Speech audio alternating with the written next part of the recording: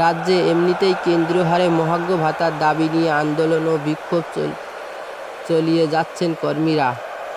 রাজ্য সরকার সম্প্রতি রাজ্যের সরকারি কর্মীদের মহার্ঘ ভাতা বাড়িয়েছে। এখন রাজ্য সরকারি কর্মীরা 10% হারে মহার্ঘ ভাতা পেয়ে থাকেন। তবে মে মাস থেকেই 14% হারে মহার্ঘ ভাতা পাবেন তারা। কিন্তু তাতেও অনেক সরকারি কর্মীরা তাদের দাবি কেন্দ্রীয় মহার্ঘ ভাতার দিকে। কিন্তু মুখ্যমন্ত্রী মমতা ব্যানার্জি এই দাবি মানতে নারাজ। আর এই নিয়ে রাগে ফুঁসছে সরকারি কর্মীরা। আর এর মধ্যেই জেনারেল প্রভিডেন্ট ফান্ড নিয়ে নতুন নির্দেশিকা জারি করল রাজ্য অর্থ দপ্তর। চলুন জেনে নেওয়া যাক রাজ্য সরকারের তরফে থেকে জারি করা এই নতুন নিয়মের কি বলা হয়েছে।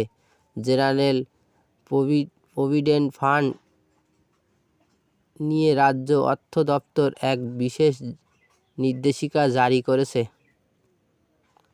সেই নির্দেশিকা অনুযায়ী বলা হয়েছে, এবার থেকে জেনারেল প্রভিডেন্ট ফান্ডে 5 লক্ষ টাকা থেকে বেশি অর্থ কোনো সরকারি কর্মী জমা করতে পারবেন না। উল্লেখযোগ্য, জেনারেল প্রভিডেন্ট ফান্ডে টাকা জমা রাখলে 4% হারে সুদ দেয় রাজ্য সরকার, যা অন্যান্য প্রতিষ্ঠান বা ব্যাংকের থেকে অনেকটাই বেশি। এই জেনারেল ফান্ডের নিয়ম অনুযায়ী পশ্চিমবঙ্গের রাজ্য সরকারের অধীনস্থ কর্মীরা জেনারেল প্রভিডেন্ট ফান্ডে নিজেদের বেসিক বেতনের 6% পর্যন্ত জমা দিতে পারবেন।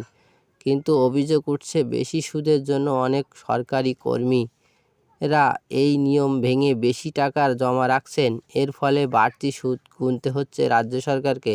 তাই এই পরিস্থিতিতে কারচুপি রুখতে কড়া ব্যবস্থা নিল রাজ্য সরকার।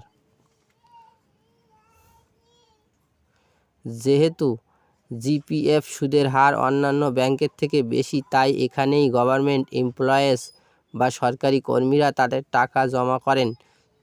তাই এবার থেকে সেই টাকা জমা করার সীমা বেঁধে দিল রাজ্য সরকার। এবার থেকে 5 লক্ষের বেশি টাকা কোনো সরকারি কর্মী জমা করতে পারবেন না জেনারেল প্রভিডেন্ট ফান্ডে। এই নির্দেশের ফলে বেশ সুদ গুনতে হবে না রাজ্য সরকারকে। এছাড়াও অসৎ উপায়ে কিছু সরকারি কর্মীরা অর্থ উপার্জন করা বন্ধ হবে বলে মনে করা হচ্ছে।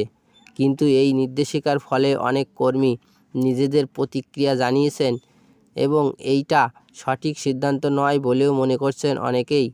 আর এই সিদ্ধান্ত নিয়ে আপনাদের মতামত নিয়ে নিচের কমেন্ট অবশ্যই জানাবেন। ক্যামেরায় রফিকুজ্জামান, RM নিউজ।